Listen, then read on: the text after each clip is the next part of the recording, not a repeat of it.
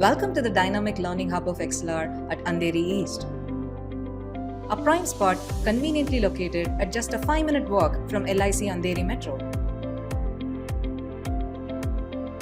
In our journey of over a decade, we have proudly trained over 2 lakh students. We have also been recognized by Deloitte, Silicon India and other accreditation bodies.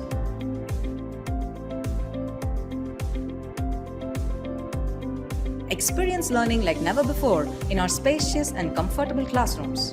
With high-definition projectors and state-of-the-art acoustics in place, we ensure effective learning even to the farthest point in the room. The hybrid mode is a game changer as you can enjoy the benefits of a live classroom from the comfort of your home.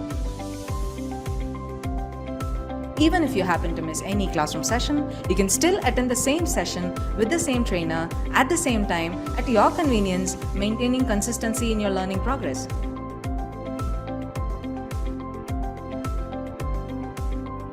Wanna get started? Join us for a demo or career chat over a cup of coffee at our Andheri branch. XLR. We don't just train, we build careers.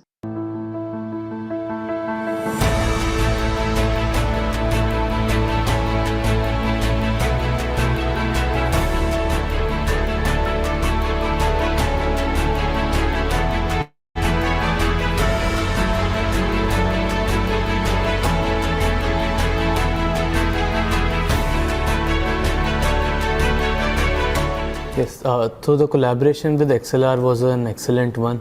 We conducted a Power BI workshop with Advanced Excel over a span of 3 days. The workshop was almost 12 hours long in total. Mr. Karthik, who was an amazing trainer, helped the students understand the concepts deeply. I am sure that the students will be able to apply these concepts in their careers as well as their daily lives. The trainer, Mr. Karthik, was an excellent person where he explained in very detailed manner on how to give great insights using very complex data sets.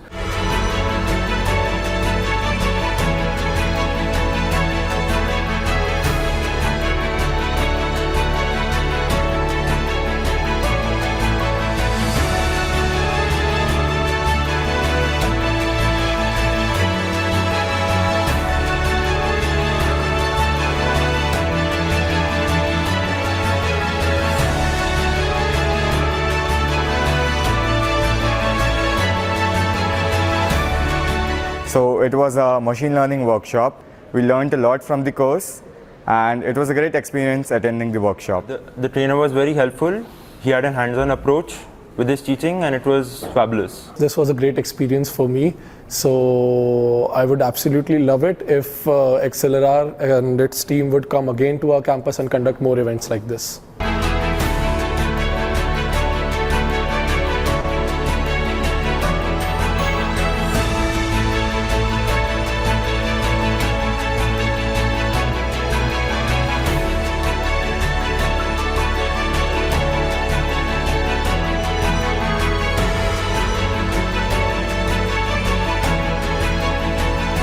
It was a great course, and it started from basics and took me to a great extent.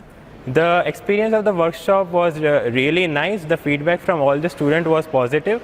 They understood the concept. The workshop was also practical based with some questions. The experience with XLR was very smooth. They helped us in conducting the workshop smoothly, right from the booking of the vendor and deciding the course till the distribution of certificates. In overall, this workshop was a success during our Technical Fest Atmos, and I thank XLR for being a part of it.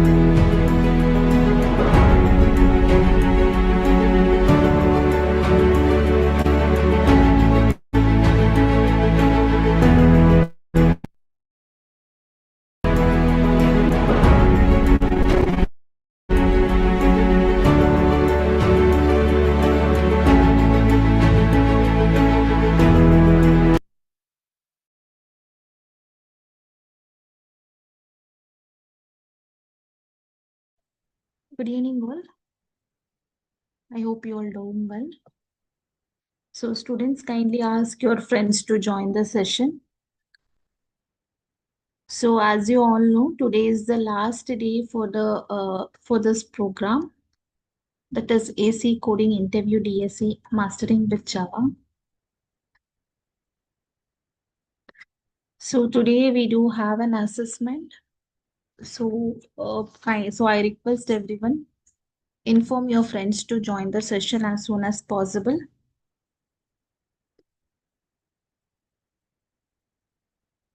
Good evening, Adil sir. Yes, good evening, ma'am. How are you? Yeah, I'm good, sir. Thank you. So, sir, actually today is the last day for the session, right? So till 8:10 you can handle the session. You can take the class as regularly. At 8:10 I'll be sharing the assessment link on the chat. So from 8:10 I will take out the session, sir. Okay, so I will be till 10 only. Yes, correct, sir. Okay, fine. Thank you. No problem. Yeah, you can start the session, sir, till 8:10. After that, I will share the link. Okay, no problem. Thank you. Yeah, thank you.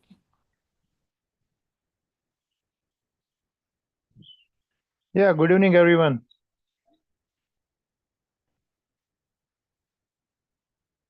Okay, may I know what we discussed yesterday?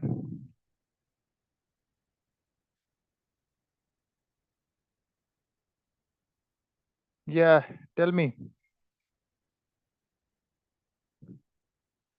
Tell me what we discussed yesterday.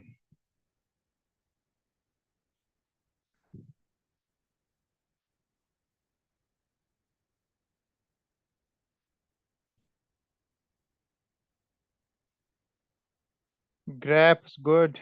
Graph representation, very nice. What else?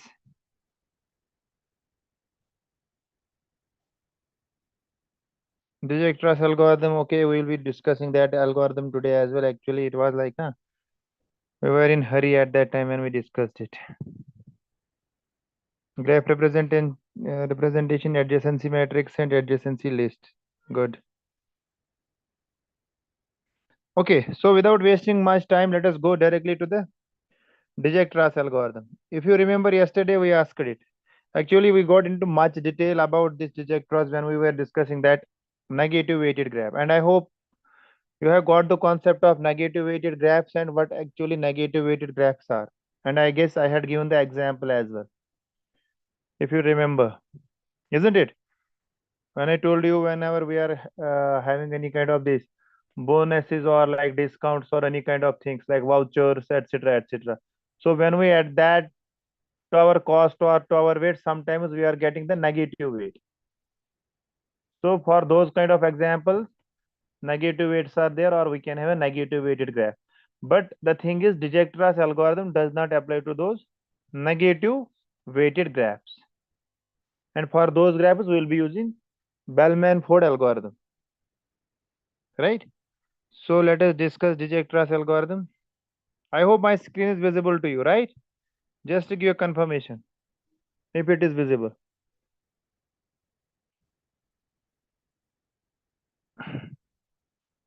Okay, Yes, great. sir, it is visible. Thank you. Okay, so see, if you remember yesterday also we discussed it, but very quickly, let me describe it in detail today. Actually, we are given a graph, right? Any graph, but the graph has to be what? Non-negative edged graph. And in Dijkstra's algorithm, what we are doing, we are actually finding the shortest path from one vertex to all other vertices. And it is called as a single source shortest path. Remember it. Yesterday also I told you.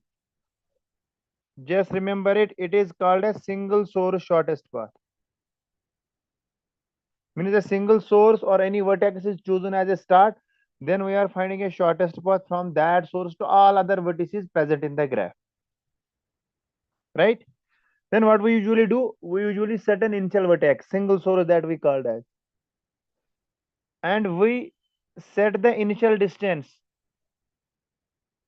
to single source and to all other vertices in the graph.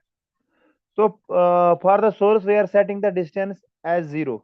And for all other vertices, initially we are setting that distance as infinite. For example, if this is a graph given, right? So let us start from this D vertex. So what we'll be initially doing? We will initially set this distance as 0 for this source. And for all other vertices, we'll be setting it as infinite. Right? So this is the first step. Remember it. We'll be setting this 0 and infinite for all other vertices, right?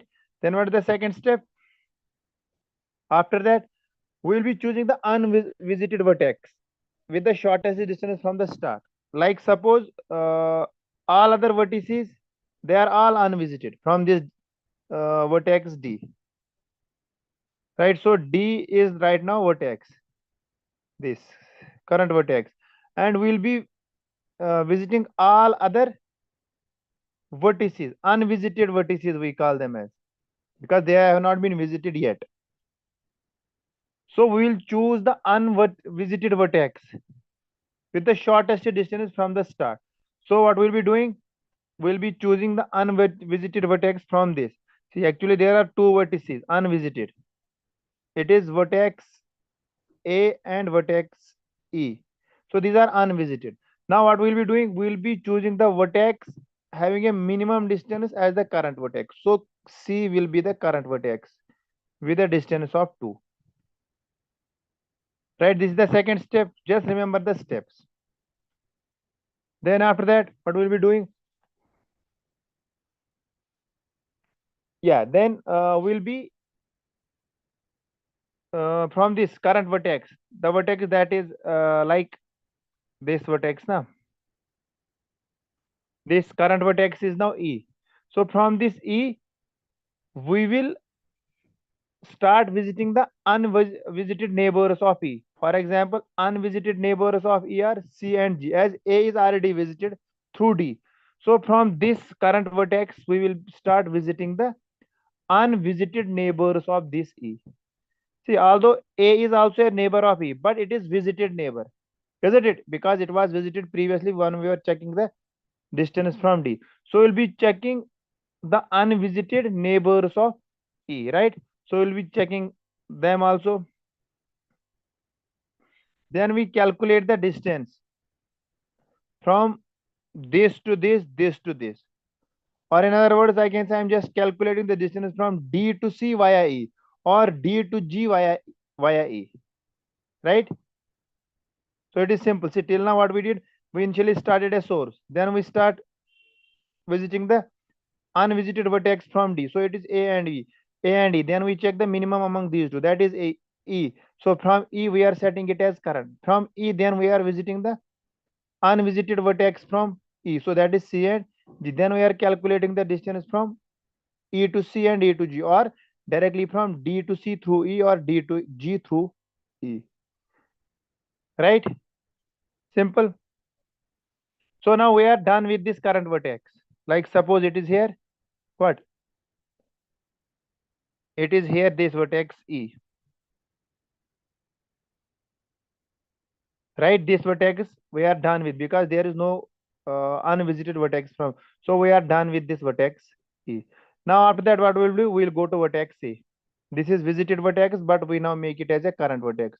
Then we will start visiting all the vertices that are connected to this E. That is vertex C and vertex C. Then we'll check the distance to C via A, to E via A. So it is, if we check 8, D to E via A, it is 8.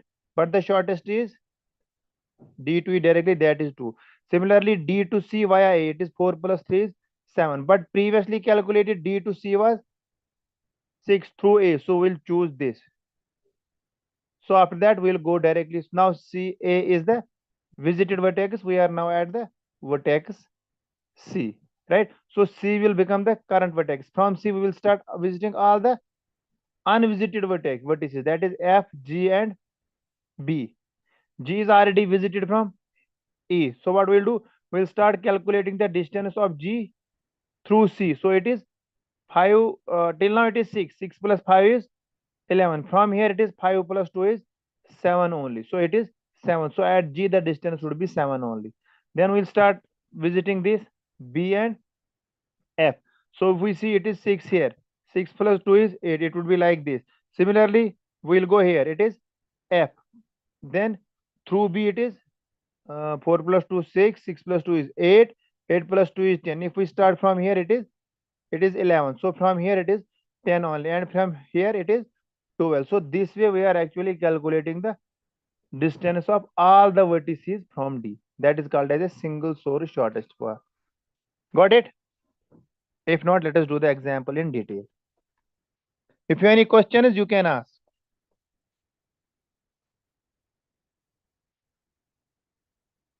Let me describe it in detail. Till now, I just give a brief introduction, this description of the steps. Now let us do it in the diagram. So what is the first step? See, this is the image, right?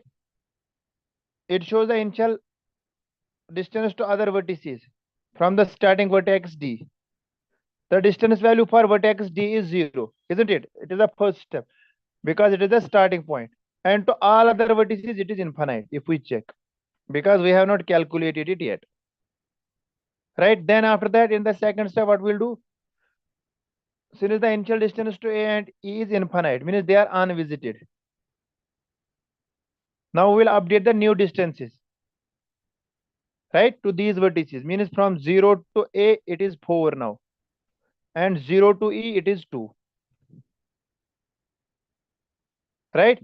So vertex A gets a distance of 4, or it gets changed from infinite to 4, and similarly vertex E gets the distance changed to 2 from infinite.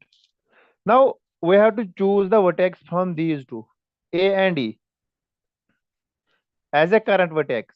isn't it? So whosoever vertex has the shortest distance among this A and E, that will be chosen as a current vertex. So here, as per the values, vertex E is therefore chosen as the current vertex after D. So from D now vertex E is the current vertex. So it has now changed from yellow to green. Yellow means they are visited. Green means it is a current vertex. So here E is the current vertex. Right? It is clear. Then if we check the distance to all adjacent and not previously visited vertices from E, if we check here, from this, these are the visited vertices, 6 and 7 from E. They have been changed to yellow. So this to this is 2. It is now current vertex. Now we'll change the current vertex from E to A. Right? So the distance from D to A is 4. And if we check from D to A via E, like this, if we change from D to A via this way, D to E to A, it is 4 plus 2 is 6. So we will choose which one? We will choose the shortest one. So it would be simply D to A, that is 4. So the distance of A is now updated. Right? So after that, A becomes the current vertex, and from A we will start visiting the node. So it is simply this and this. This is already like visited this. It has already become a current vertex. This has also become a current vertex. Now the current vertex is this one, 6. Right? Now from 6, this C. So the distance to vertex C we have to check. From here, if we see, it is D to E is 2. E to C is 4. So 2 plus 4 is 6. And if we visit it through A, it is 4 plus 3 is 7. So we will go with the what? We will go with the minimum one. So the distance that is the shortest is D to E to C. Right? And the distance to the C vertex is updated as 6. So single source from this C to C, the shortest from the source D to C, the shortest distance is 6. And if we go via this A, it is 7, but we'll be updating it to 6. Similarly, we'll be calculating the distance to node G, and it is, see, if we go through this node, through E, it is 5 plus 2 is 7. If we go to this node from C, it is 6 plus 5 is 11, isn't it? So what we'll be choosing? We will be choosing the least one. So in the next graph, what we'll be doing? If we check, let me clear the graph first, this drawing is first. So here it is, which one? It is 5 plus 2 is 7. So we'll be updating what? We'll be updating the value of G, that is 7. So after that, from G, this F is to be visited. B already visited. If we check with the value of B, it is 6. 6 plus 2 is 8, because there is no other option for it. So B has been updated to 8. Similarly, now we have 10. If we go via C to F, this way, it becomes 6 plus 5 is 11. If we go this way, 6 plus 2 is 8. From B, it is 8 plus 2 is 10. Similarly, if we go this way, 7 plus 5 is 11. Now we have to check. 7 plus 5 is 12. So it is 12 from this way, 11 from this way, and 10 from this way. So we'll be updating the vertex. This G is marked as visited. Then after that, B becomes the current vertex. From B, it is F. So what will we be choosing? We're choosing the smaller one, that is 10. So vertex F gets a value of 10. So with this way, we have calculated all the distances from the source node, that is vertex D.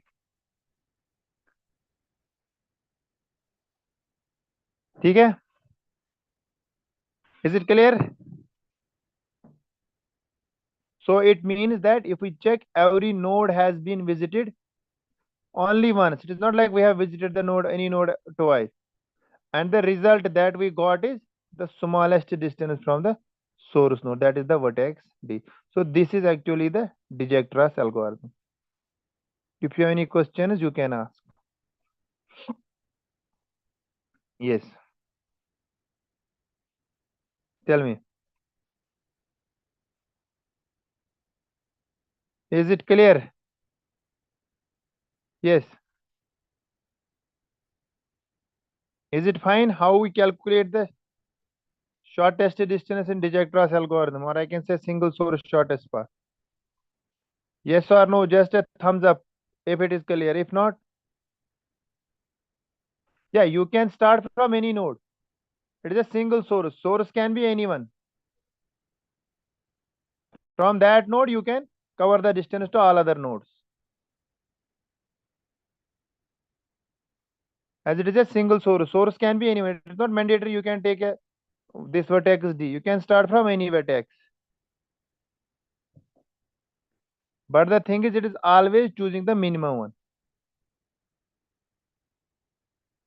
Okay, so this is single source shortest path. Now we have another these algorithms in graph theory. We call them as BFS and DFS. Right? BFS stands for breadth first search, and DFS stands for depth first search. If we check this first one, let us start with DFS. Okay, so depth first search means, what do you mean by DFS? Simply depth first search, and it is a popular algorithm used for traversing or searching through graph, or I can say tree data structure.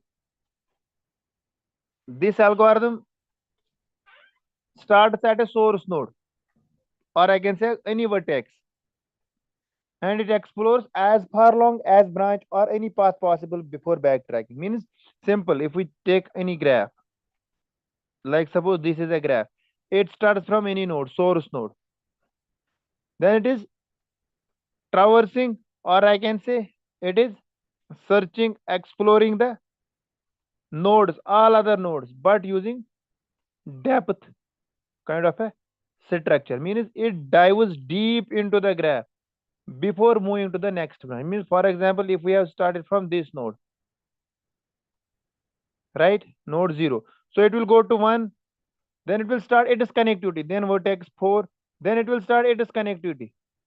So it will dive deep into the graph, into the branches of this node, then it is branches, then it is branches, and so on.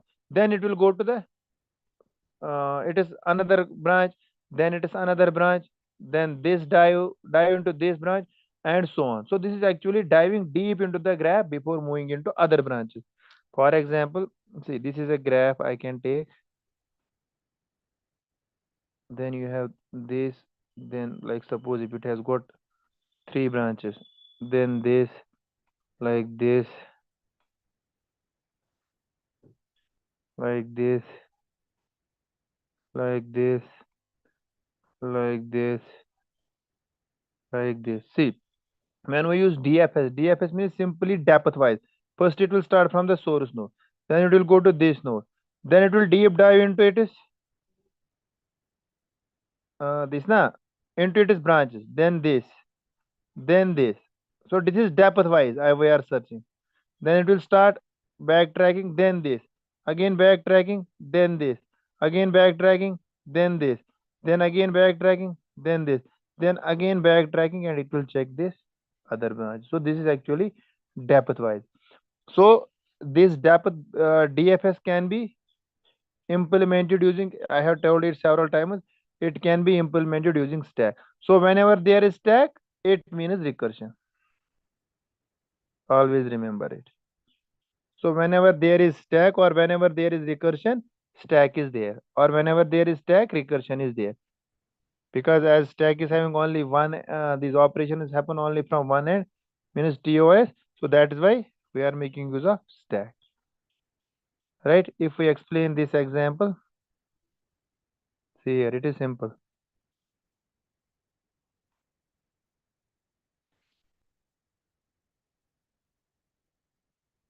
So see, it is not necessary to visit the left node. You can start from, that is why in this DFS and BFS, you are getting multiple answers. For example, if I will ask you the correct order of this. It can be 0, 2, 6, then 1, 5, 4, then 3, 7.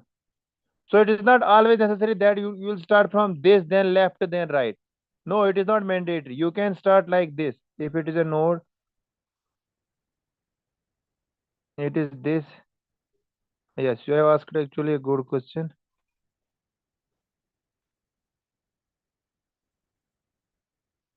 Yes, if I want to traverse it, so I can visit this node, then I can visit this node, then I can visit this, then this, then this, then this, then this, then this, and from here, whenever you have multiple branches, it is up to you. But from here, you cannot go here. You have to complete all its sub branches, this node sub branches. Only then you can move out of it. But here it is your choice. You can go this way or you can go this way. Right? But in traversal techniques, that at that time you have to follow the order. It is like left, right, or like suppose root. Yeah, left, root, or like suppose right. Yeah, simply pre-order root, left, then right. It is the order over there. But here there is no order. The only thing here is you have to traverse it depth wise. So you can follow this depth, then this depth, or then this depth. Clear? Yes or no? So if we check these traversal techniques, you can get, for example, if I will give a question which among the following is a correct DF traversal. So it is not always necessary that you can get a single answer. You can have multiple answers. Like suppose in this graph itself.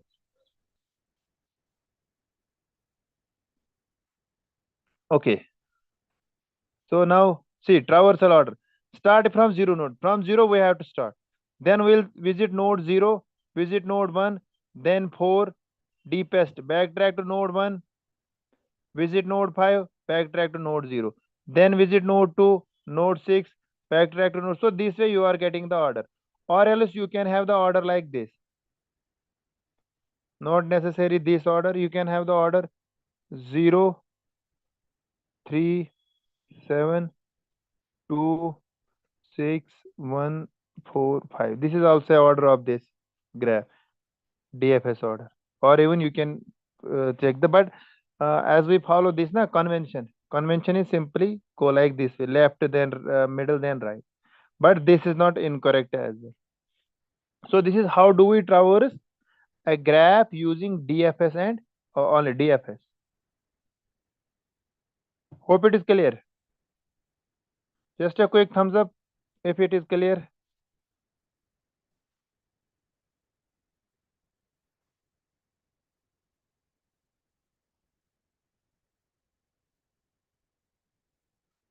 Okay, now let us go to other traversal technique, that is BFS.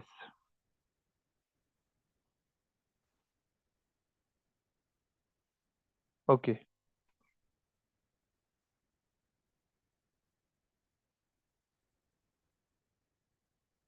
See, now it is like that was depth wise, it is breadth wise. Simple. Just a minute.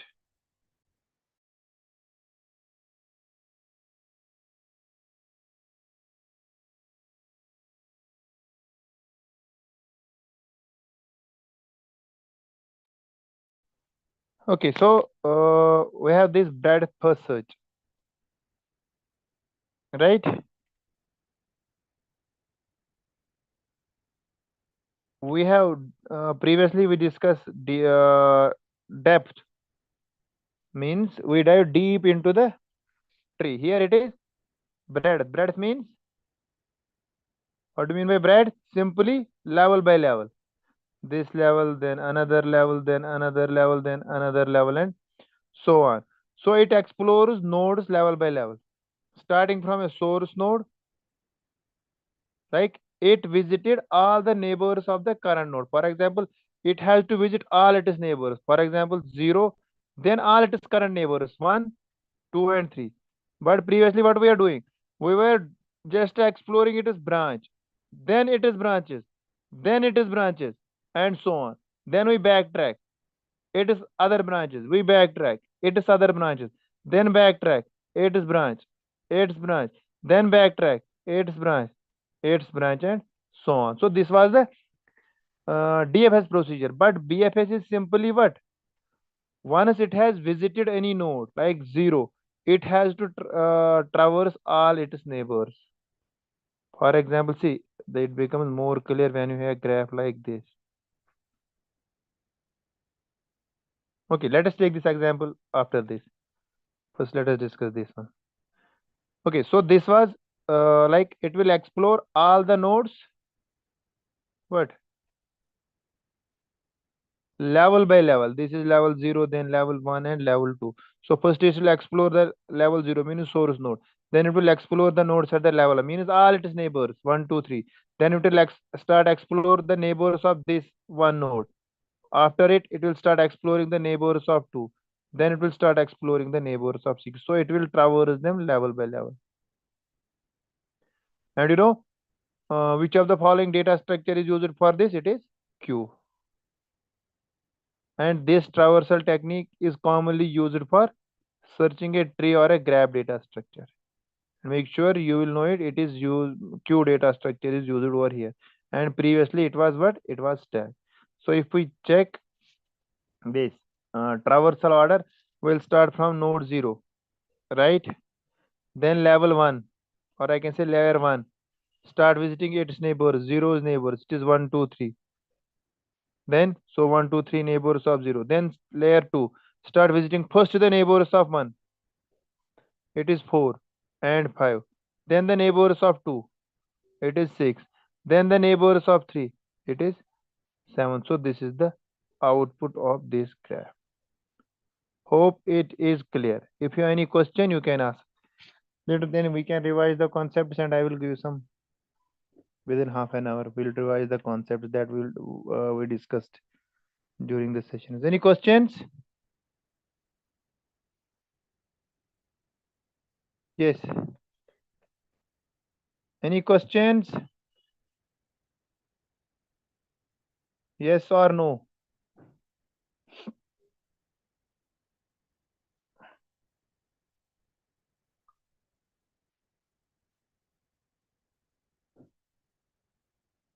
Okay. Now let me give an example.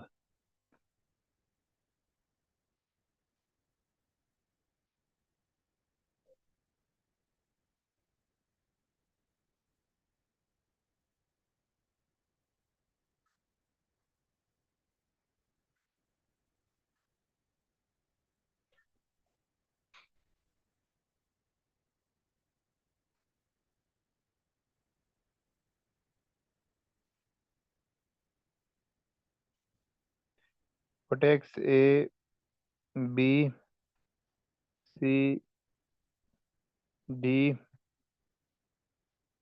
E, F. Let us suppose this is a graph. Give it as BFS. Yes. And start from the vertex A. Source node is A. Give it as BFS.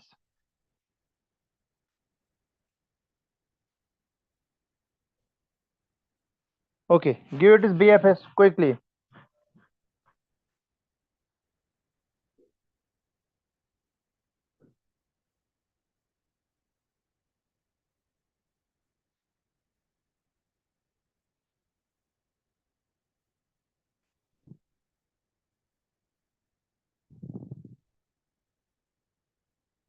Yes. Tell me. BFS means AEF.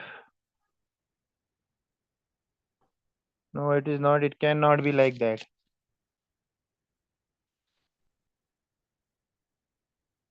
Give it is BFS, breadth first search.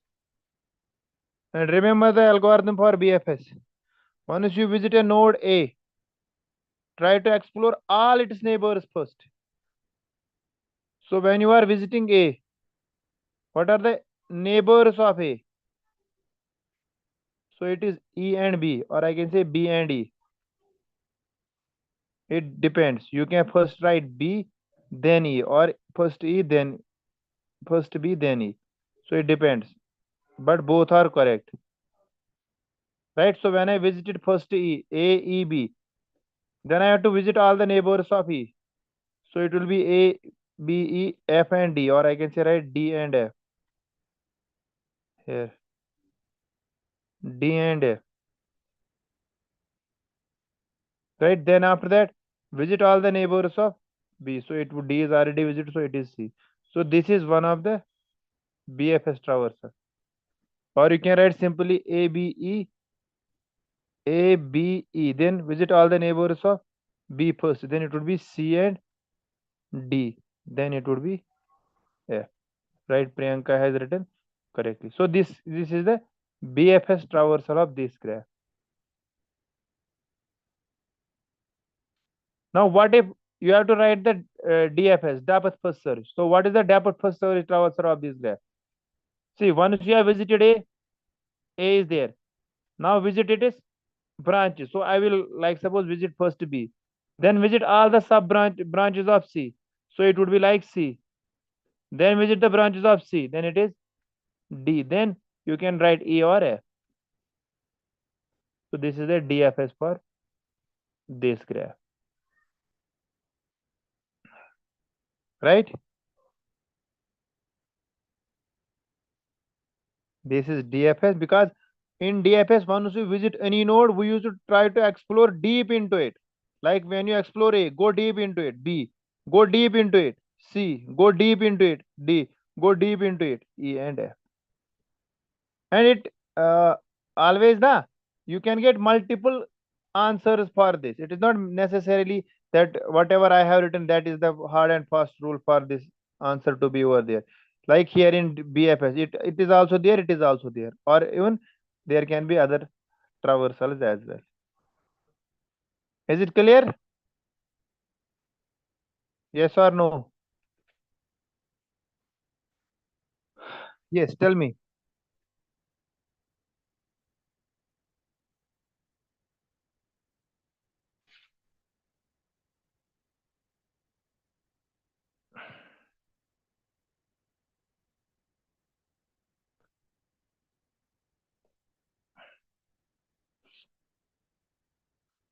Okay, good. Now, there is one more concept in graph theory, that is spanning trees. Let me clear that here as well. What are spanning trees?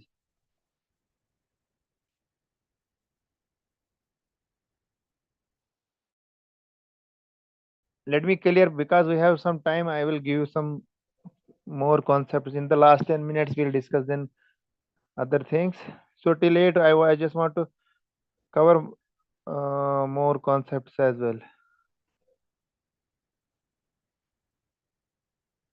So simply, if I will write, because actually this is not the topic to be covered, that is why I have not put anything in the presentation.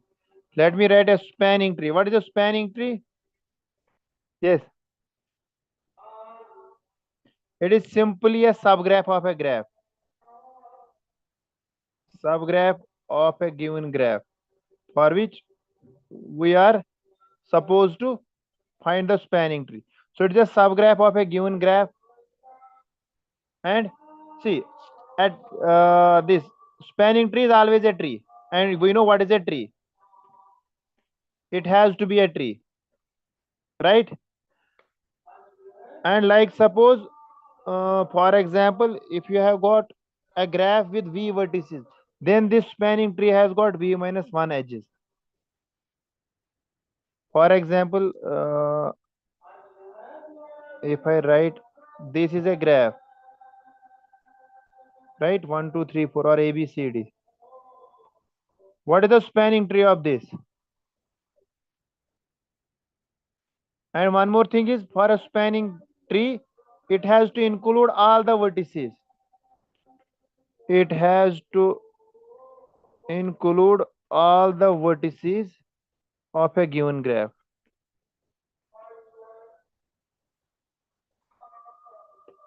Right? For example, if this is a graph here, what is the spanning tree of this graph?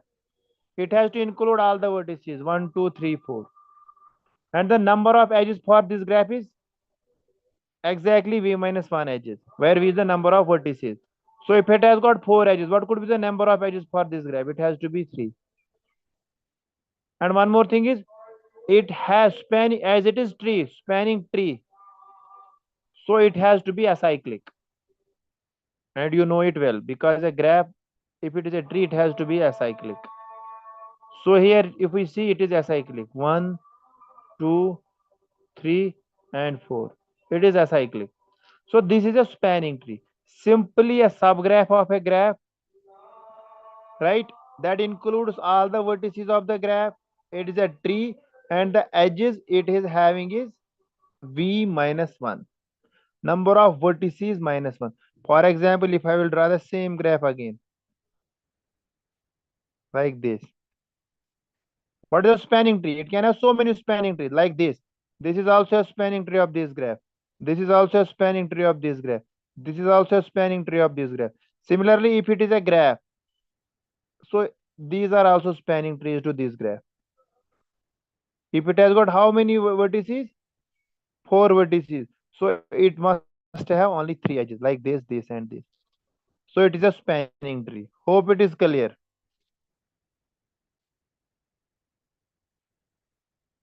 Yes. Is it clear?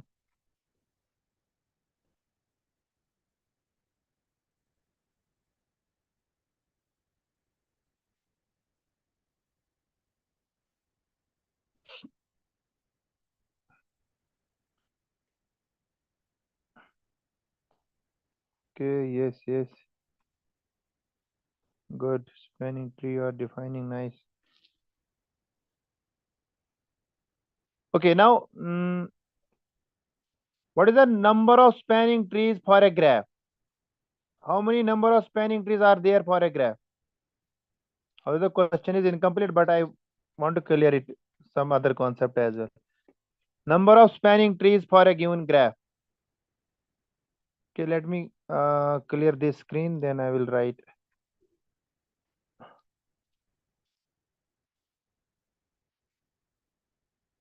Number of spanning trees in a graph. Yes, can anyone? Based on the vertices. Okay, anything else? See, although I have already told you this question is incomplete. When you have to find the number of spanning in a graph, the condition is that what is the type of a graph? Only then you can write the exact formula. What is the type of a graph? Because it depends on the type of a graph. Right? Now I am just saying a complete graph.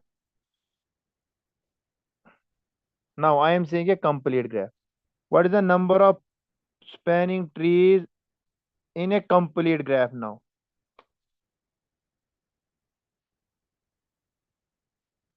Can anyone? Now the question is, what is a complete graph? Yes, first, what is a complete graph? Yes.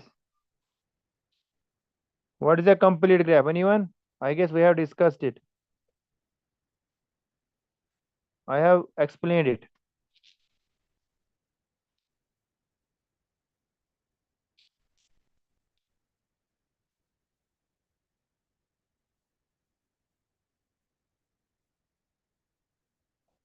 Yes. What is a complete graph?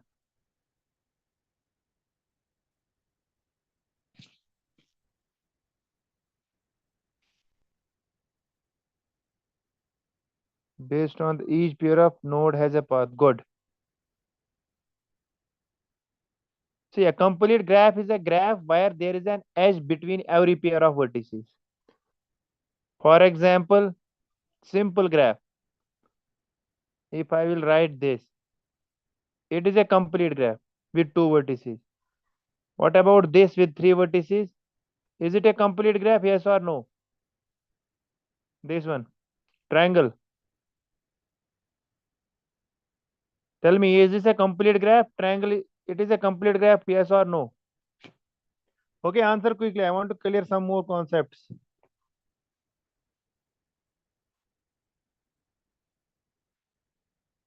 Okay, yes, it is a complete graph. What about this? Is it a complete graph?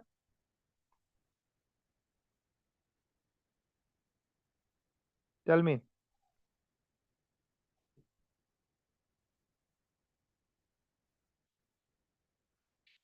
No, yes, no. See, what is the definition of complete graph? There should be an edge between every pair of vertices. So see, if we see this vertex, vertex 1, vertex 2, vertex 3, and vertex 4.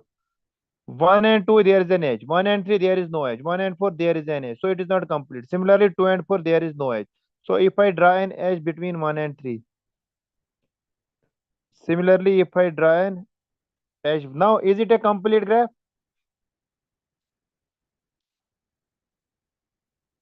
Tell me. Yes, now it is a complete graph. What about this? Is it? I guess I have drawn these examples yesterday also, or day before yesterday.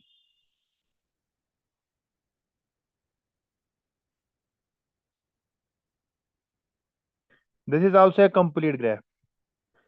Now, the question is, what is the maximum number of spanning trees in a graph? In a complete graph? Yes, tell me. Can anyone know the formula? There is a famous formula. We call that as Cayley's formula. And this question is asked several times in exams. Actually, the formula, let me write over here. It is, we call that as Cayley's formula. Cayley's. You can check it. Cayley's formula. Let me write it with a different color so that I can. Let me write it here. Can anyone tell me what is this Cayley's formula equal to? It is equivalent to, I guess, n raised to the power n minus 2, but it is in power whole. Yes. So what is the possible number of spanning trees for this graph? Yes, tell me the possible number of spanning trees for this graph. This one, na? Can anyone? Number of spanning trees for this graph. It is n raised power n minus 2, 2 raised power 2 minus 2, 2 raised power 0, it is 1. So the graph itself is a spanning tree. What is the number of spanning trees for this graph? Quickly answer. For a triangle, it is 3 raised power 3 minus 2, 3 raised power 1. So 3. So can you draw? Can you draw the 3 possible spanning trees for this graph? Yes, simple. This is one, this one, and this one. So these are the 3 possible spanning trees for this graph. Similarly, what is the possible number of spanning trees for this graph? 4 raised power 4 minus 2, it is 4 square, 16. So 16 spanning trees are possible for this graph. If you draw them, it is easy. See, try to write, first we will exclude this, because at the same time you have to check if there are 4 vertices, the number of edges should be 3. Similarly, here it were 3 vertices, so the number of edges should be 2. Right? For this, leave it as it is a special case. Similarly, for here the number of edges should be 4 only. So if we draw number of these spanning trees for this graph, we can draw them like this. See, for this graph I am drawing. One is this, another one is this, another one is like this, another one is like this. Can anyone draw any more? This is also there. This is also there. Isn't it? This is also there. Right? What else? Here open, here open, here open. These two. What else? Yes. It is also there. So like this. Isn't it? Can anyone draw? So there are so many. This is also there. I can write like this is Z shape. This is also there. Similarly, this is also there. This is also there. This is also there. So there are 16 graphs if you draw the spanning trees for this graph. Similarly for this. So simply saying the number of spanning trees for a complete graph is n raised power n minus 2. And what about cycle? We represent that using Cn. For example, if it is C3, C3 is this is the cycle for C3. Similarly, C4 is like this. So it is simply n. For example, if you have to draw the number of spanning trees for this, it would be n, 3. 3 spanning trees. For a cycle of these 4 vertices, it is simply 4. Similarly, for a cycle of 5 vertices like pentagon, the number of spanning trees is 5. Similarly, if it is 6 vertices, cycle of 6 vertices, the number of spanning trees is 6. So you have to remember this. For a complete graph, it is n raised power n minus 2. For a cycle with n vertices, it is simply n.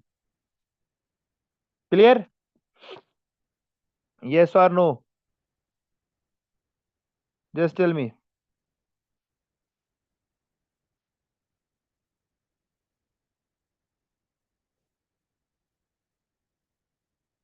Yeah, just type yes or no if it is clear.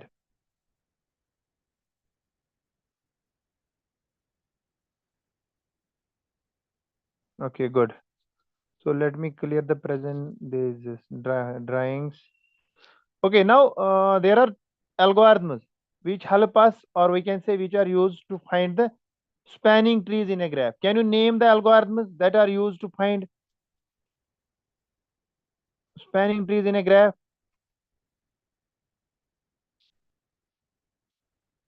What are those algorithms?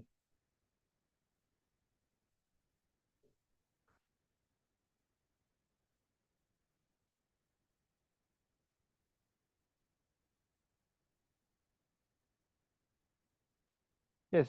First, actually, there is one question I want to ask you. Till now, we were discussing actually about the spanning trees. Now, the question is, what is MST now? MST means minimum spanning tree. What is minimum spanning tree? Minimum spanning tree. So, till now, we were discussing only spanning trees. Now, what is a MST, minimum spanning tree? Simply, it is a spanning tree with a minimum weight.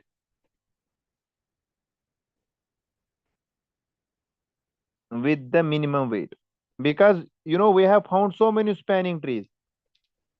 Among all those spanning trees, the tree having a minimum weight is the minimum spanning tree. Because previously, like when I was discussing about the triangle, so there were 3 spanning trees for this. The spanning tree with a minimum weight, for example, if it is 1, 2, 7, which see this is also a spanning tree 1, 7, right? This is also a spanning tree 2, 7. This is also a spanning tree 1, 2. Which spanning tree is having the minimum weight? So it is simply this one, 3. So we call it as MST, minimum spanning tree.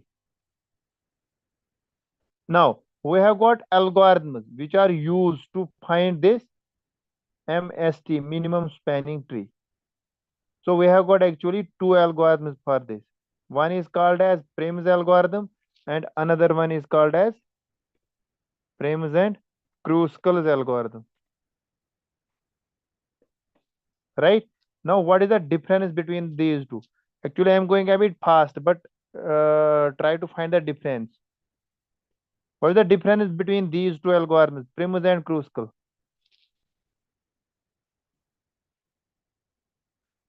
Yes.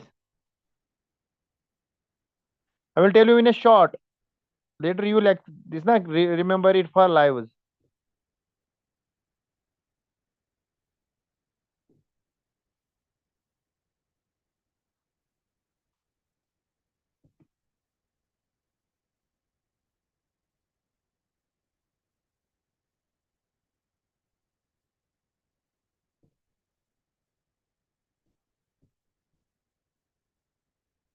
Yes.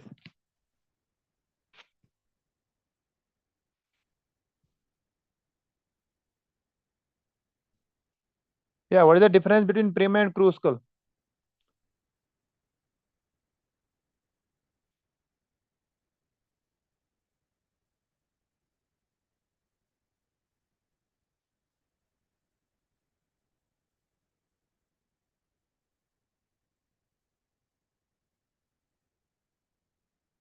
Yes.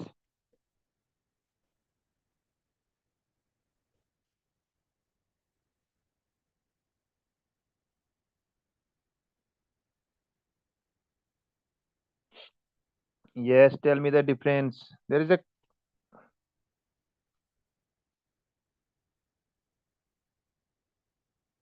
so in both the cases cycles cannot be formed. That is for sure because when a cycle is formed, it means it no longer remains a graph. So it no longer you no longer are finding the spanning tree.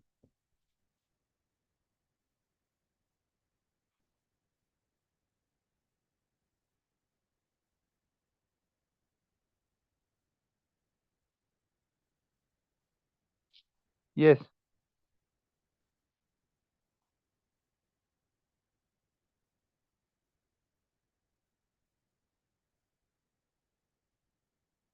Anything else? Anyone?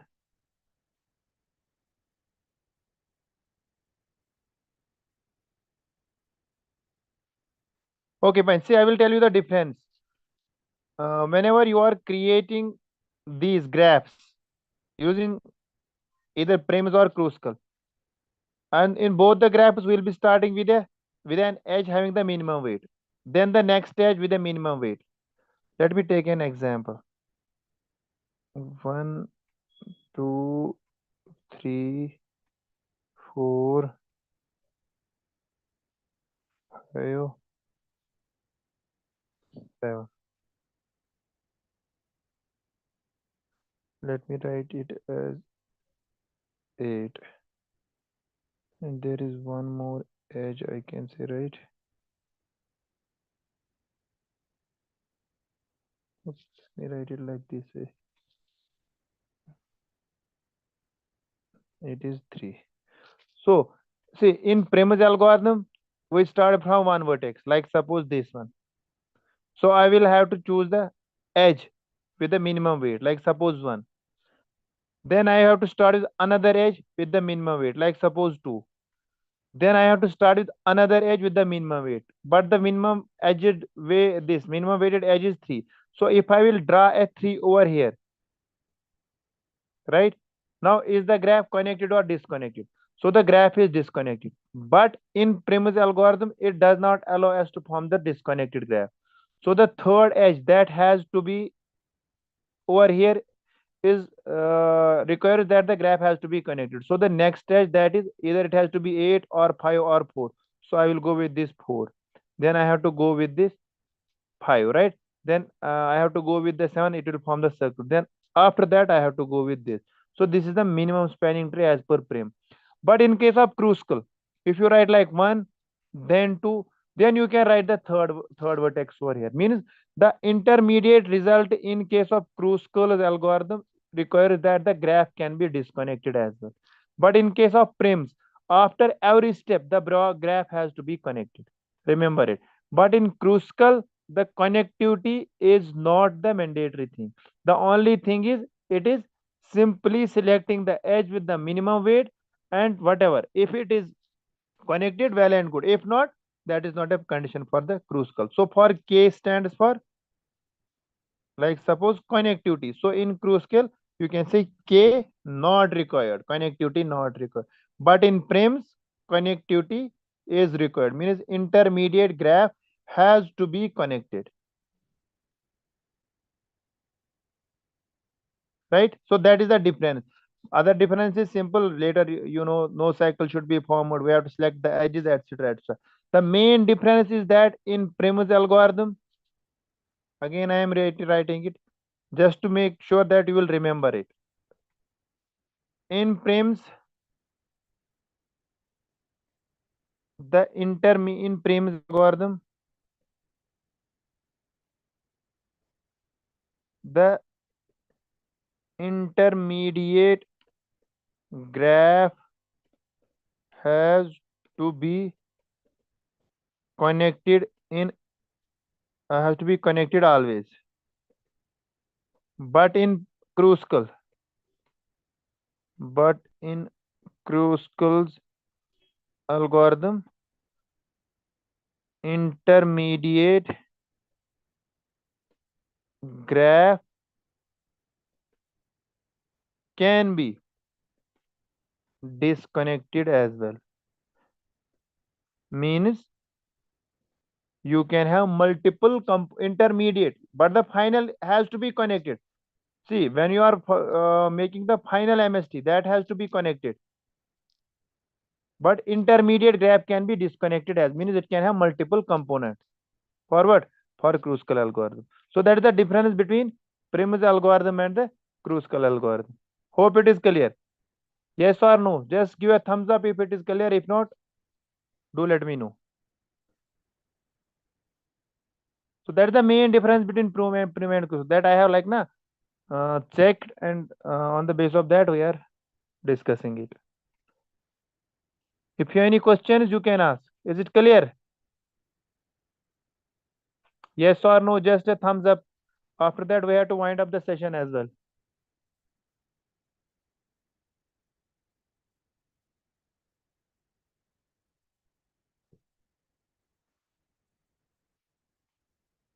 Okay, so I guess it was all from my side. From last 10-15 days, we are discussing this data structure and algorithm, and we have discussed Java, etc., some programs and everything. So this is like now what we discussed during these 15 days. If you have any questions, you can ask. And I want to I want to thank you all for joining the sessions, and I hope you have got some knowledge in DSA and algorithms. If you have got any questions, you can ask. We have 5 minutes for the discussion. Anything you want to ask me, then at 8:10 you will be provided with the link, and I will hand over the session to XLR people. Okay, any questions? Any suggestions or any complaints? Open to complaints as well, because in online session you can't interact that much. So I just want to have your suggestions, complaints.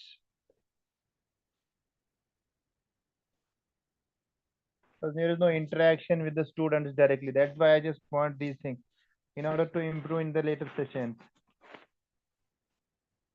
For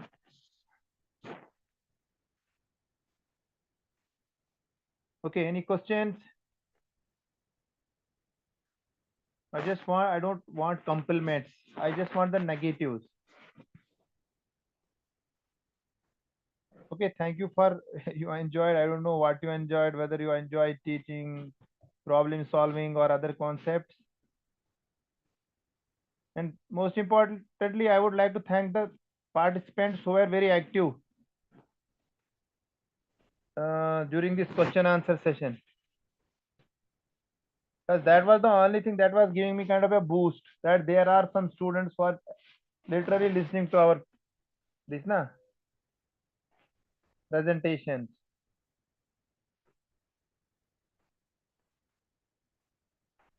Okay, you can put your suggestions, questions, and anything else.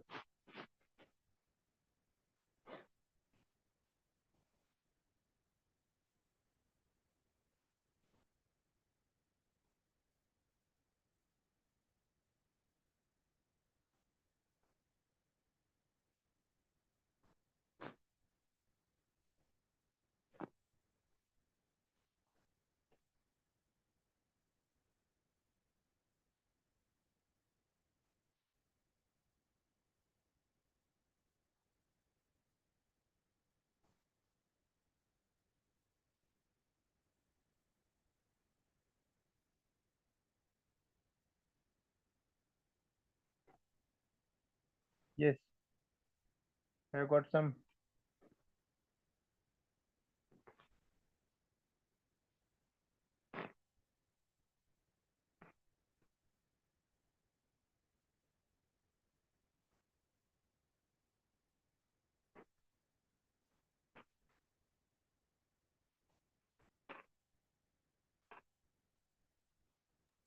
Yeah, thank you so much, sir.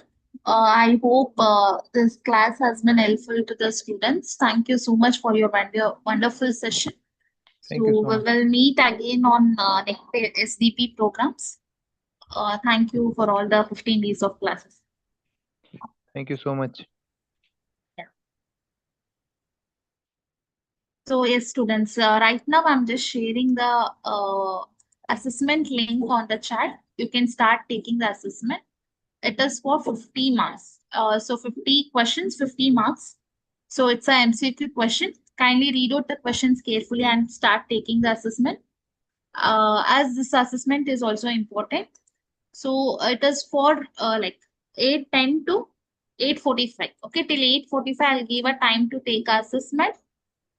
If you are done with the assessment, please don't drop the session. There is an important update I have to tell. And please don't ask for the attendance link in the between. After this assessment, I'll be sharing the attendance link.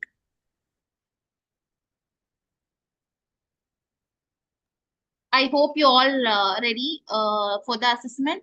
Kindly read out the questions carefully and start taking it. As I informed, it is the link will be active only till 8:45. Okay, before that, kindly complete the all 50 questions. Okay.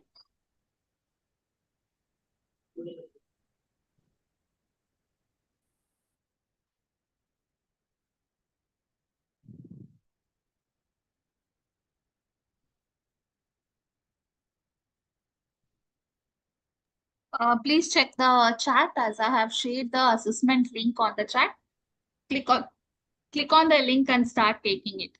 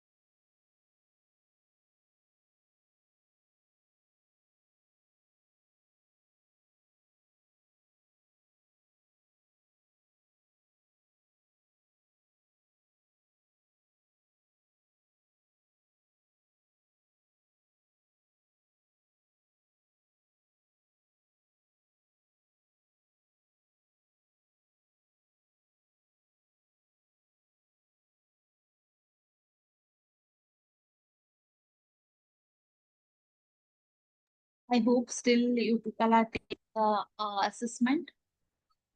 Students, if you are done with an assessment, please don't drop the session. Kindly stay online. As you all know, you have to mark your attendance. And also, I will share one important thing. Please don't drop the session. Kindly wait. Still, the people are taking an assessment. As the timings is still 8:45. After that, I'll let you know all. Okay, stay on the line and read out the questions carefully and take assessment.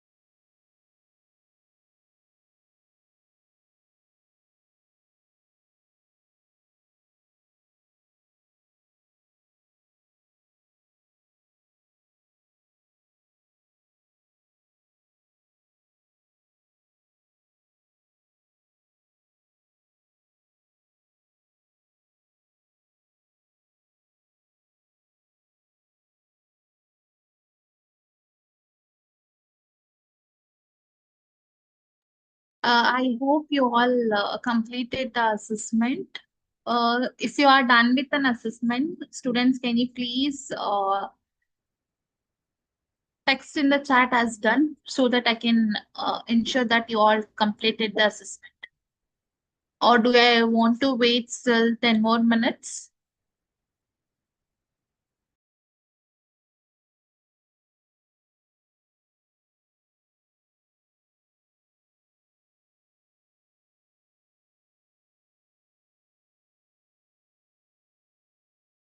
Okay, I can see you're telling like I have to wait for 10 more minutes. Okay, fine, no problem. Let me wait. So then later I'll share the attendance. Okay.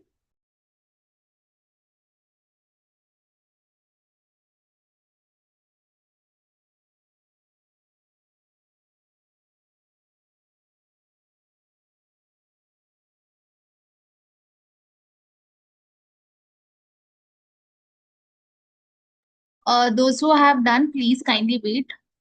In 10 minutes, I'll share the attendance link and I will let you know about the certificates and all. Please wait till 8:45.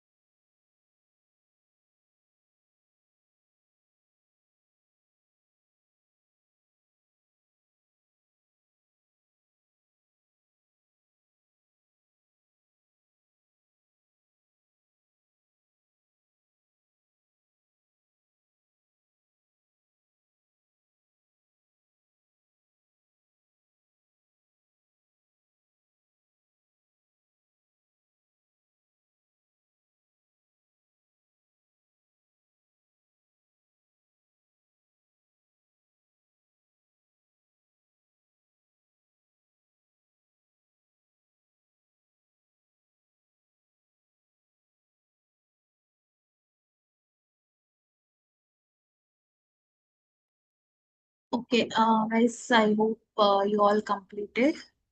Please message in the chat like you have done the assessment. Before that, I will share that attendance link. And related to your certificates, as you all already know, 60% of attendance is very mandatory to get a certificate. It's a minimum 60%. Okay. So if you have not secured above 60% of attendance, you will not get the certificates. Okay. So those who are eligible for the certificate within 10 to 15 days, you will receive the certificate for your registered mailing. Okay, I hope you all clear about this. Those who secure above 60% of attendance, you will receive the certificate for your registered mail ID. Okay.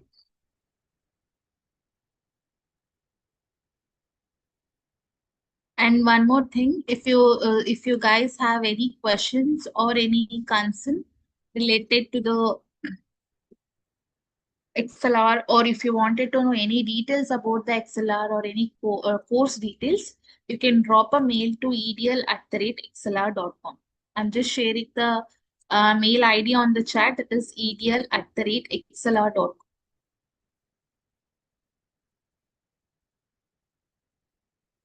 I have shared the attendance link on the chat. Kindly mark your attendance. And if any questions or queries, you can just ask.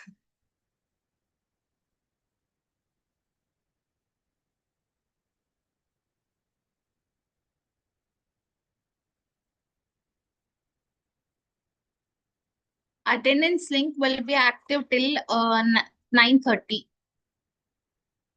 So there is the person you have asked me related to attendance. As attendance link will be active till 9:30.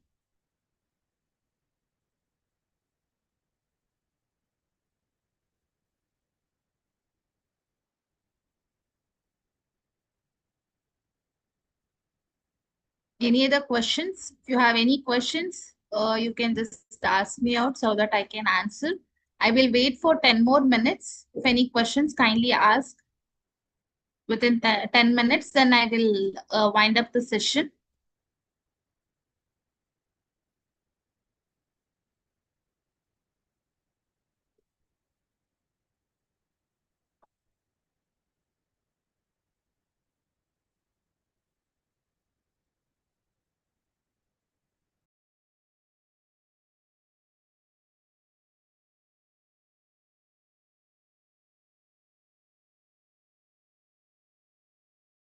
I have active the link. You can just check right now and you can start taking it. The link is active now. You can take the attendance. You can mark your attendance.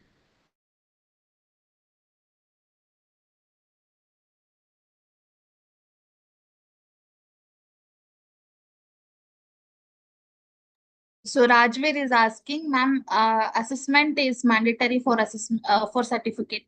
No, it is not mandatory. Attendance only is mandatory for the certificate.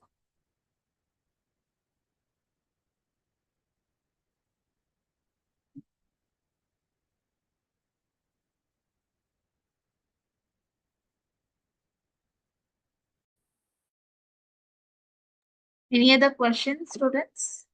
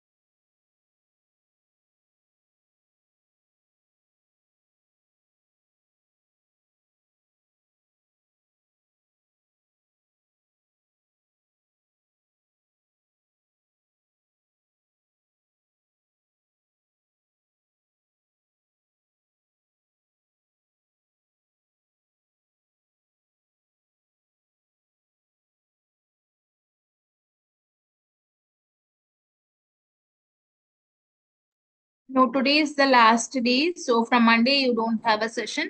If we will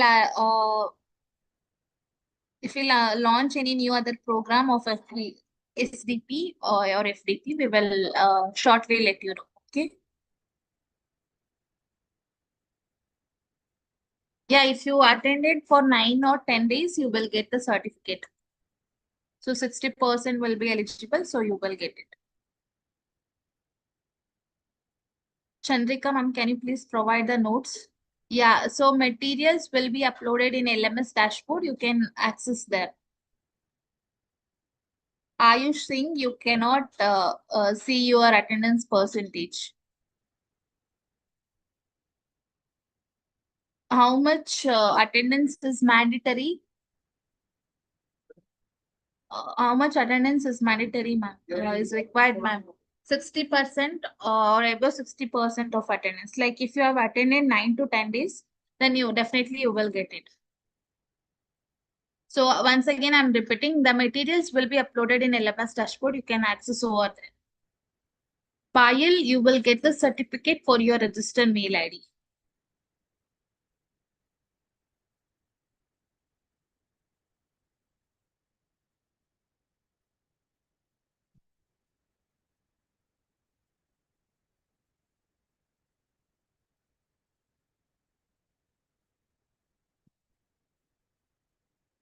Any other questions?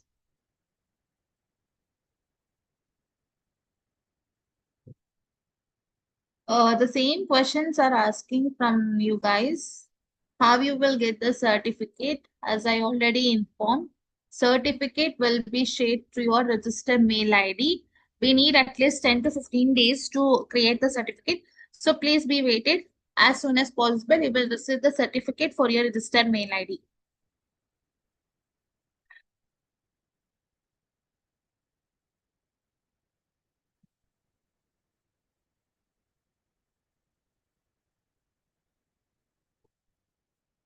So you can't download the notes or materials. You can't download. You can just go through in our dashboard. You can't download it. Ayush, if you don't have doubt, you can leave. Students, if you don't have any questions to ask, you can leave the session.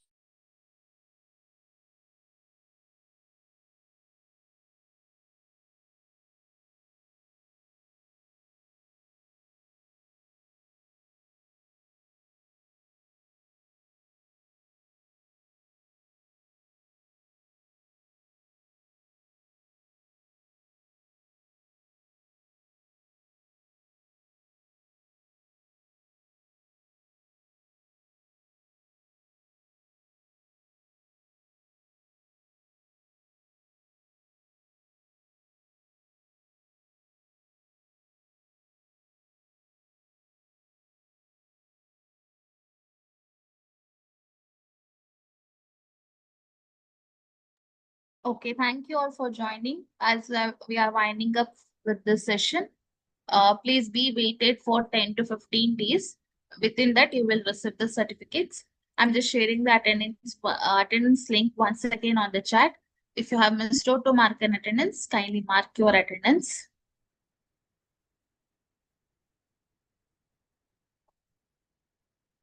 Rupa, I already said you will get the certificate for your registered mail ID. Students, I'll just clarify once again. Please don't ask same questions. So if you are eligible for the certificate, if you secured above 60 or above 60% of attendance, you will get the certificate for your registered mail ID. You have to wait for 10 to 15 days, then you will receive it. Okay. Within that only you will receive.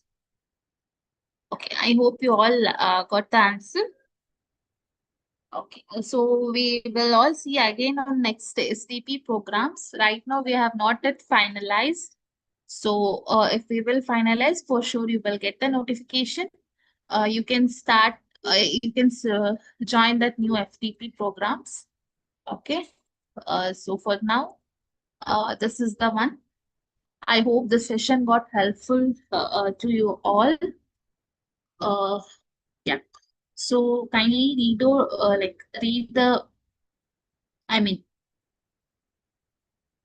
studied well. Okay. Thank you all. Thank you for joining this all 15 days. Thank you everyone. Good night. I'll be winding up for the day. Thank you all.